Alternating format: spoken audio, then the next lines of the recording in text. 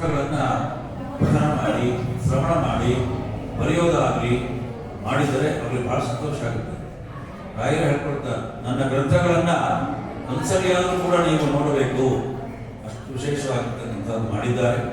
ಅನೇಕ ಟಿಪ್ಪಣಿಗಾರಗಳಿದ್ದಾರೆ.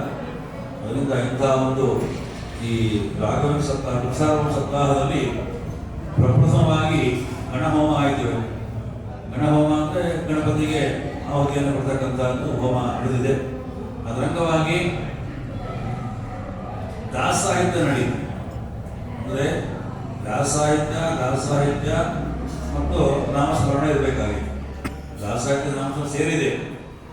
ಅದು ಜ್ಞಾನಯಜ್ಞ ನಡೀಬೇಕಲ್ಲ. ಸರ್ವಂ ಕರ್ಮಾಗಿಲಂ ಪಾರ್ಥ ಜ್ಞಾನೇ ಪರಿಸಮಾಪ್ಯತೆ ಅಂತ ಕೃಷ್ಣ ಪರಮಾತ್ಮ ವಾಕ್ಯ ಇದೆ. ಬೆಳಗ್ಗೆಯಿಂದ ಸಾಯಂಕಾಲವರೆಗೆ ನಿತ್ಯಕ್ರಿಯೆಗಳನ್ನೆಲ್ಲ ಮುಗಿಸ್ಕೊಂಡು ಒಂದು ಶ್ಲೋಕವಾದರೂ ಕೂಡ ಭಗವಂತನ ಅರ್ಪಣೆ ಮಾಡಬೇಕು. ಅದಕ್ಕೆ ಮಾಧವ ವಿಷ್ಣು ತೀರ್ಥರು ಅವರ ಆರಾಧ್ಯ ಮೊನ್ನೆ ಆಯಿತು, ಶಿವರಾತ್ರಿ ದಿವಸ ಆಯಿತು. ಅವರೇ ವಿಷ್ಣು ತೀರ್ಥರೇ, ರುದ್ರದೇವರೇ ವಿಷ್ಣು ತೀರ್ಥರಾಗಿ ಬಂದಿದ್ದು. ಅವರೇನು ಮಾಡಿದ್ದಾರೆ ಅಂತಂದರೆ ಭಾಗವತ ಶ್ಲೋಕವನ್ನು 360 ಶ್ಲೋಕವನ್ನು ಅದರಲ್ಲಿರ್ತಕ್ಕಂಥ ಶ್ಲೋಕಗಳನ್ನೇ ಭಾಗವ ಸಾರೋದ್ಧಾರ ಅಂತ ಮಾಡಿಕೊಟ್ಟಿದ್ದಾರೆ. ಆದರೆ ಆ ಶ್ಲೋಕ ದಿನ ಒಂದು ಹೇಳಬೇಕು ಅಂತ ಅರ್ಥ. ಈಗ ವರ್ಷಕ್ಕೆ 365 ದಿವಸ ಆದರೆ ದಿನ ಒಂದಾದ್ರೂ ಹೇಳ್ರಿ. ಈ ಬ್ರಹ್ಮಯಜ್ಞದಲ್ಲಿ ಒಂದು ಶ್ಲೋಕ ಇದೆ. ಬ್ರಹ್ಮಯಜ್ಞದಲ್ಲಿ ಜನ್ಮಾದ್ಯಸ್ಯೇಶ್ವರ ಏನೇ ಬ್ರಹ್ಮವೃದಾಯ ನಾದಿಕವೇ ಮುಖ್ಯಂತೆ ಸೂರಯ ತೇಜೋವಾರಿ ಮೃದಾಮೃತಾಮೇಮಯೋ ಯತ್ಕರ್ತ ಸರ್ವೋಂಶ ನಾಸ್ವೇನ ಸದಾ ನಿರಸ್ತಭಾಗಂ ಇತ್ಯಂಜಂ ಪರಂ ಧೀಮಹಿ. ಈ ಒಂದೇ ಒಂದು ಶ್ಲೋಕ ಹೇಳಿದರೆ ಎಷ್ಟು ಆ ಭಾಗವತಕ್ಕೆ ಅನುಗುಣವಾಗಿ ಬರುವಂತಹ ಗ್ರಂಥಗಳೆಲ್ಲ ಅಳವಡಿಸಿಬಿಟ್ಟಿದೆ ಅಂತ ಮಧ್ವಾಚಾರ್ಯ ಹೇಳಿದ್ದಾರೆ. ಅರ್ಥೋಯಂ ಬ್ರಹ್ಮಸೂತ್ರಾಣ ಭಾರತಾರ್ಥ ವಿನಿರ್ಣಯ ಗಾಯತ್ರಿ ಭಾಷ್ಯರೂಪೋಸೋ ವೇದಾರ್ಥ ಪರಿಕಲ್ಪಿತ ಪುರಾಣಾನಾಂ ಸಾರರೂಪಃ ಸಾಕ್ಷಾತ್ ಭಗವದ್ಗೀತಾ ಗ್ರಂಥೋ 18,000 ಶ್ರೀಮದ್ಭಾಗವತಾವಿದ. 12,000 ಶ್ಲೋಕ ಈ ಭಾಗವತದಲ್ಲಿ ಅಡಗಿದೆ. ಅಂದರೆ 18,000 ಶ್ಲೋಕ ಅಂದರೆ ಒಂದೊಂದು ಶ್ಲೋಕವೂ ಕೂಡ ಗ್ರಂಥಾತ್ಮಕವಾಗಿರ್ತಕ್ಕಂಥದ್ದು. ಅರ್ಥೋಯಂ ಬ್ರಹ್ಮಸೂತ್ರಾಣ, ಬ್ರಹ್ಮಸೂತ್ರ ಮತ್ತು ಮಹಾಭಾರತ, ರಾಮಾಯಣ, ಗಾಯತ್ರಿ ಮಂತ್ರ ಭಾಷ್ಯ, ಗಾಯತ್ರಿ ಭಾಷ್ಯ ವೇದಾರ್ಥ ಪರಿಕಲ್ಪಿತ, ವೇದವೇದದಲ್ಲಿ ಅರ್ಥವಾಗಿ ತುಂಬಿದೆ ಅಂತ ಕೊನೆಗೆ ಸತ್ಯಂ ಪರಂ ಧೀಮಹಿ ಅಂತ ಹೇಳಿದ್ದಾರೆ. ಅದರಿಂದ ಸರ್ವಂ ಕರ್ಮ ಅಖಿಲಂ ಪಾರ್ಥ ಜ್ಞಾನೇ ಪರಿಸಮಾಪ್ಯತೆ ಅಂತ ಒಂದು ಶ್ಲೋಕವಾದರೂ ಕೂಡ ಬ್ರಹ್ಮಯಜ್ಞದಲ್ಲಿ ಬಂದ್ಬಿಡ್ತದೆ. ಆದರೆ ಅದನ್ನು ಹೇಳಬೇಕು, ಯಶೋಧನೆ ಹೇಳಿರ್ತಾರೆ, ಆ ಅನುಸಂಧಾನಕ್ಕೆ ನಾವು ಬರಬೇಕು. ಅದರಿಂದ ವ್ಯಾಸ ಸಾಹಿತ್ಯ ಆಯಿತು ಅಂದರೆ ನೀವು ಆವಾಗ 10 ಗಂಟೆಯಿಂದ 11ವರೆಗೆ ನೀವು ವಿಶೇಷವಾಗಿ ದೇವರ ನಾಮಗಳನ್ನು ಹೇಳಿದ್ದೀವಿ.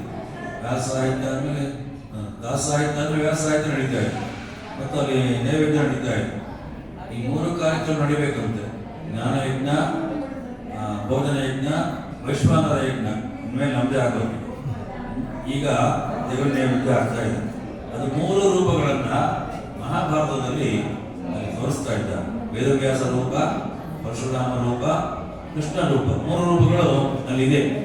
ಅದು ಅಗ್ರಪೂಜೆ ಯಾರಿಗೆ ಮಾಡಬೇಕು ಅಂತ. ಅಗ್ರಪೂಜೆ ಯಾರಿಗೆ ಮಾಡಬೇಕು ಅಂದರೆ ಯಾರಿಗೆ ಮಾಡಿ ತಪ್ಪೇ ಇಲ್ಲ. ಪರಶುರಾಮದೇವರು ಮಾಡಿದ್ರು ತಪ್ಪಿಲ್ಲ ಮತ್ತು ವೇದವ್ಯಾಸರು ಮಾಡಿದ್ರು ತಪ್ಪಿಲ್ಲ. ಆದರೆ ಭೀಷ್ಮಾಚಾರ್ಯ ಹೇಳ್ತಾರೆ ನೋಡಿ, ಕೃಷ್ಣ ಪರಮಾತ್ಮನಿಗೆ ಮಾಡಬೇಕು. ಯಾಕೆಂದರೆ ಯುಗಕ್ಕನುಸಾರವಾಗಿ ಭಗವಂತ ಅವತಾರ ಮಾಡಿರ್ತಕ್ಕಂಥ ಯುಗ. ಅದಕ್ಕೆ ಜಗತ್ಪ್ರಭಂ ದೇವದೇವಂ ಅನಂತಂ ಪುರುಷೋತ್ತಮಂ ಸುಮನ್ನಾಮ ಸಹಸ್ರ ಪುರುಷ ಸತತೋತ್ಥಿತ. ಪರಮಪುರುಷನಾದ ವಾಸುದೇವನಿಗೆ ನೀವು ಪಾದಪೂಜೆ ಮಾಡಬೇಕು. ಇನ್ನೂ ಬೇರೆ ರೂಪಗಳಲ್ಲಿ ಇತ್ತು, ಅವೆಲ್ಲ ಯಾಕಿಲ್ಲ ಅಂತ ನಾವು ಬಂದಿರೋ ಪ್ರಶ್ನೆ ಇದೆ. ನರಸಿಂಹ ರೂಪ ಇಲ್ಲ, ವಾಮನ ರೂಪ ಇಲ್ಲ ಮತ್ತು ಕಲ್ಕಿ ರೂಪ ಇಲ್ಲ, ಯಾವ ರೂಪಗಳೇ ಇಲ್ಲ. 3 ರೂಪಗಳಿರೋದ್ರಿಂದ ಏನು ಉದ್ದೇಶ ಅದನ್ನು ಹೇಳ್ತಾ ಇದ್ದಾರೆ. ಕೃಷ್ಣ ಪರಮಾತ್ಮನ ಪಾದ ಪೂಜೆ ಮಾಡಬೇಕು ಅಂತಂದ್ರೆ ದೇವರ ಪೂಜೆ ಮಾಡಬೇಕು ಅಂತ ಅರ್ಥ. ಪ್ರತಿನಿತ್ಯ ದೇವರ ಪೂಜೆ ಮಾಡಬೇಕು ಅಂತ ಅರ್ಥ. ಪರಶುರಾಮ ದೇವರ ಪೂಜೆ ಇದ್ದಾರೆ ಅಂತಂದ್ರೆ ವೈಶ್ವದೇವ ಮಾಡಬೇಕು ಅಂತ ಅರ್ಥ. ಮತ್ತು ವೇದವ್ಯಾಸ ದೇವರಿದ್ದಾರೆ ಅಂತಂದ್ರೆ ಜ್ಞಾನಯಜ್ಞವನ್ನು ಹೇಳಬೇಕು ಅಂತ ಅರ್ಥ.